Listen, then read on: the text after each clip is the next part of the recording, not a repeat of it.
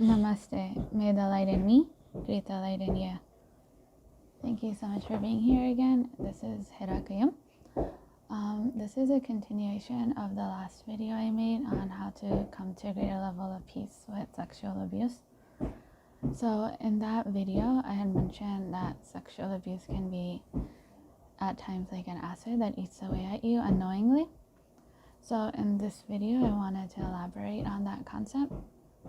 So when I was about in my mid-20s to late 20s, I realized that one of the reasons why my father and I didn't always have a good relationship was because I felt like it was in part his fault that it had happened, because he had invited his nephew to stay with us, and that if he didn't invite him, then maybe it wouldn't have happened. And I know that, logically, like, my dad didn't intend for this to happen, but it did, and a part of me did blame him for it. And I didn't realize this until like mid-20s.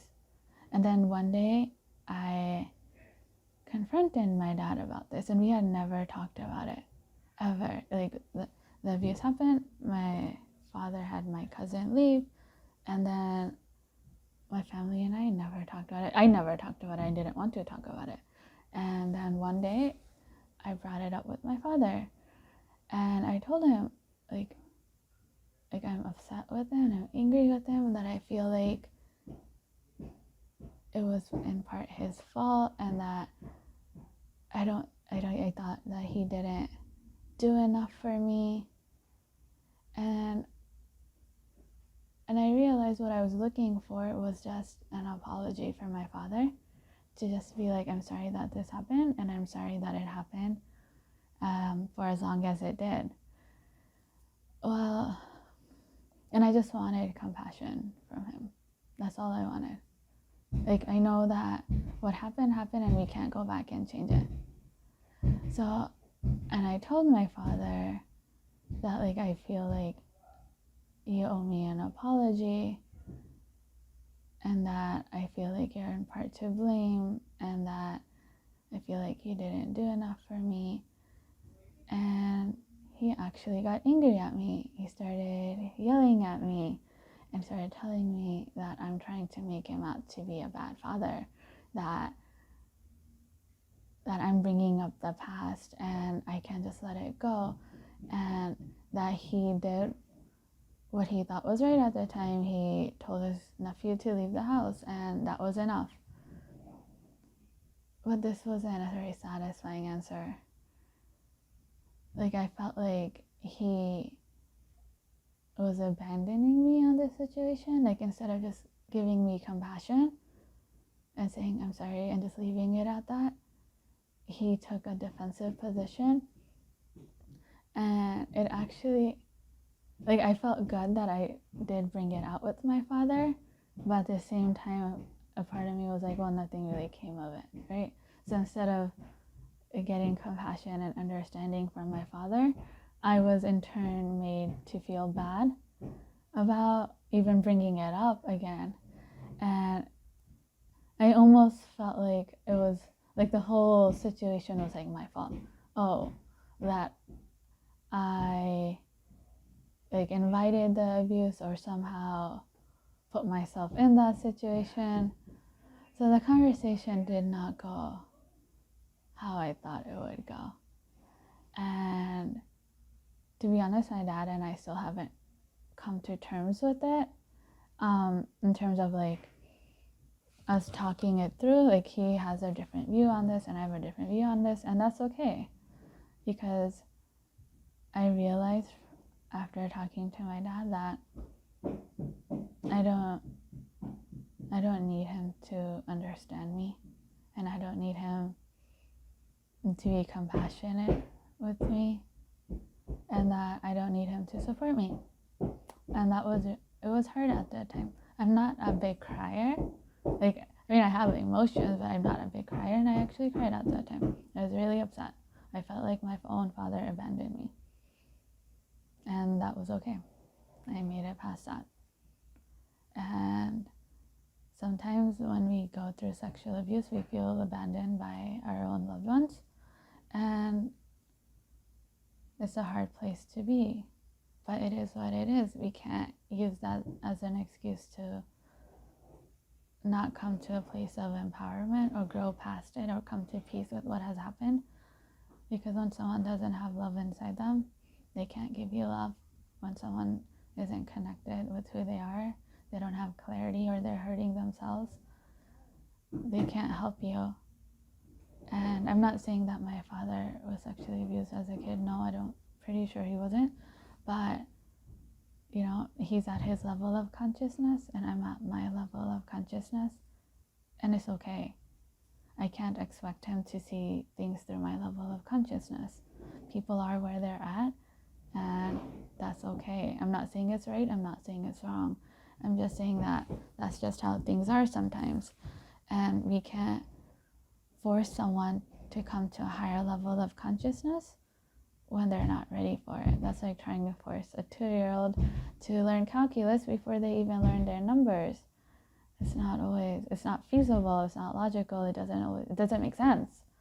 So, and that's how I had to come to peace with feeling abandoned by my father, and even being made to feel like, oh, I'm being pushed into the victimhood mentality.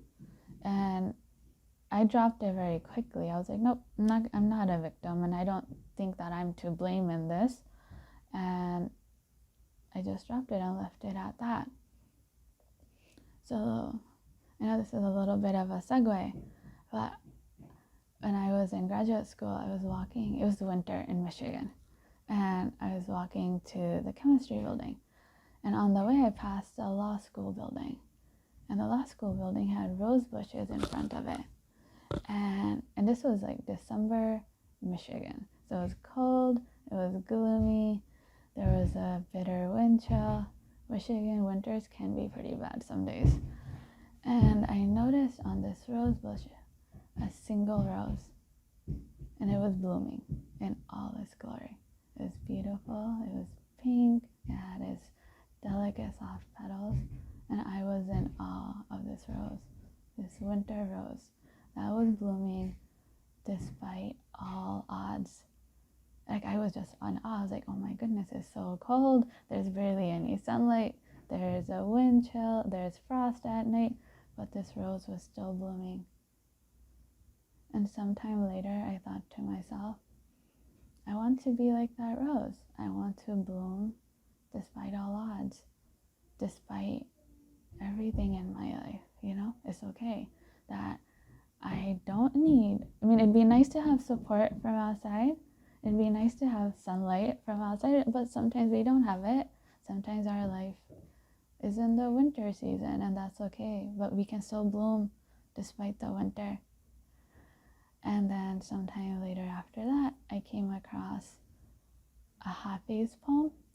Hafiz was a great Sufi poet from the 14th century, and I wanted to share it with you because I think it'll shed a lot of light onto how to come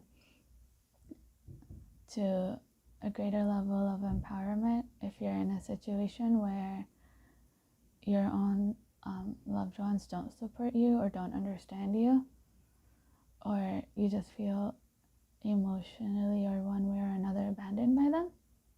So the poem is from the book Love Poems from God. It's by Daniel Ladinsky. He's the one that translated the poem. And the poem's titled, How Did the Rose? So it goes, and it's by Hafiz. How did the rose ever open its heart and give to this world all of its beauty? It felt the encouragement of light against its being. Otherwise, we all remain too frightened.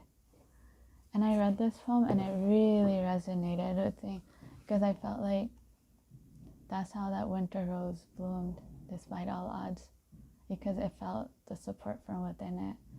It didn't need as much support from outside as we may think it did, because our lifeline, our support comes from within us. But sometimes we forget. but we can always come back to the light that's inside of us and become one with it. And that becomes our lifeline, that becomes our source, that becomes our fountain of energy. So we don't need to look outside of us for support or someone to lean on or someone to understand us. We can find it within us, and each one of us has our own light, and it's unique to each one of us, and we can connect with it at any time we want, despite all the odds, no matter how cold or bitter or stormy the winters might be. The light within us is always shining, and it can give us warmth. It can give us everything that we need. But sometimes we just forget to go to our own fountain of light within ourselves. And I know at first this might seem like a really nice concept, but eventually with practice, you'll start connecting with yourself more and more. And this concept might become like, oh, it might be this, I think this concept might work for me. And then if you keep continuing at it, you'll be like, wow, this is no longer a concept. Then it becomes a knowingness. And when the light becomes a knowingness, then that becomes your natural state. It's a new natural state. You can change your state in every moment if you like. You know, you can let go of all your old belief systems. You can let go of your old self and become a new person in a new moment. And you can be like, the past was the past, and I am here and now. And in this now, I choose to be a person that's connected with the light that I am. I choose to be someone who is autonomous emotionally. That way I don't need someone to lean on. I don't need someone to understand me. I can be like a winter rose that blooms despite all odds. So feel like we can do another small exercise. And in this time, it's similar to the one I posted last time. We connect with the light that's within us. So once again, we'll start it by connecting with our heart center. And then we'll slow down our breath. We'll become much more conscious of it. And then we'll let go of our thoughts. And then we'll go from there. And then we'll connect with the light that we are. And we'll bask in it. And then we'll come back. Okay? So let's begin. So you can close your eyes if you like. Connect with your heart center. And just breathe. Listen to your breath. And let your breath go longer. Let it go slowly in and slowly out.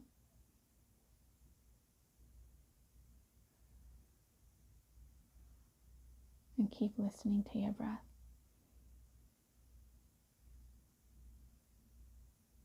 Now breathe in and hold your breath for 3 seconds. And then let it go. Now repeat, breathe in and hold your breath for 3 seconds. And then let it go.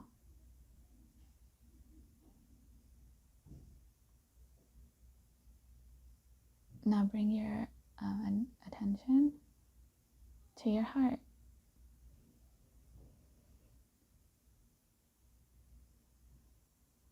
Feel it pumping and beating.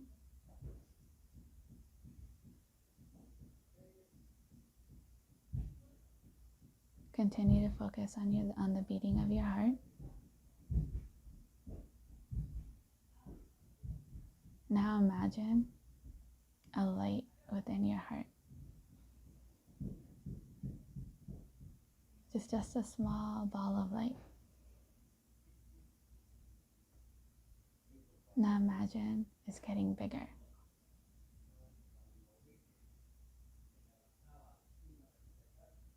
Now imagine it getting even bigger.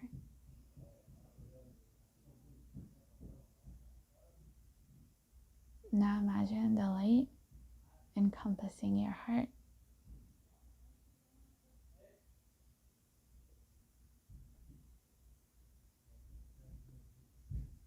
Now imagine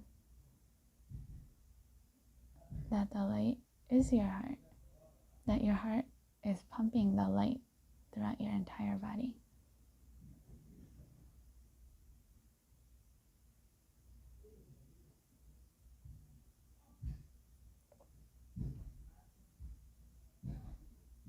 Now imagine how it would feel to hold this light, to cup your own heart.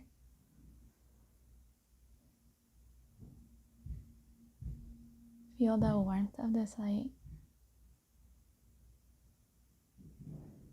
Feel how good it feels.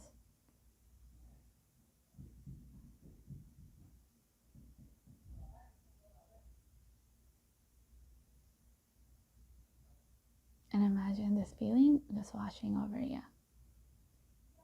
The warmth of this light just washing over you, all over you.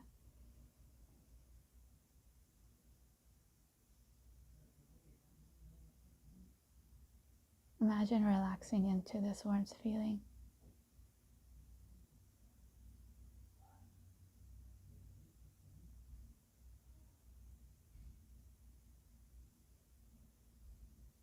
Now imagine this whole light just washing over you, that slowly is just taking over your entire body.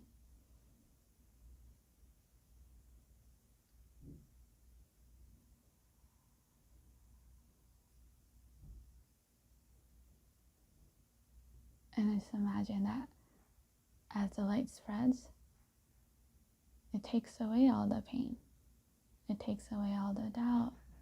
It takes away all the feelings of abandonment, the feelings of fear, the feelings of powerlessness,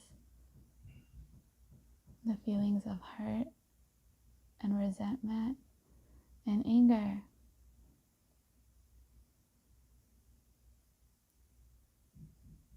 And those feelings are replaced by a gentle, warm, loving light. The light can be whatever color you choose.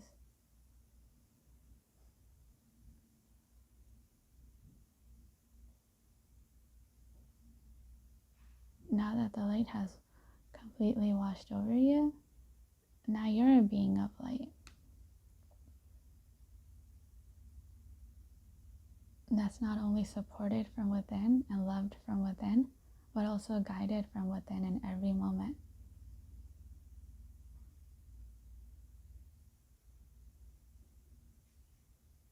Sit with this feeling for a couple more breaths.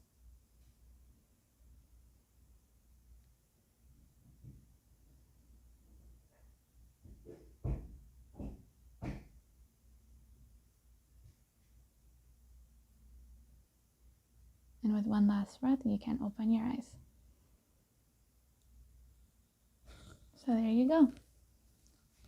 That's the light within you, and it can support you, and you can connect to it if you like, or you can't. It's up to you. I hope you found this video helpful.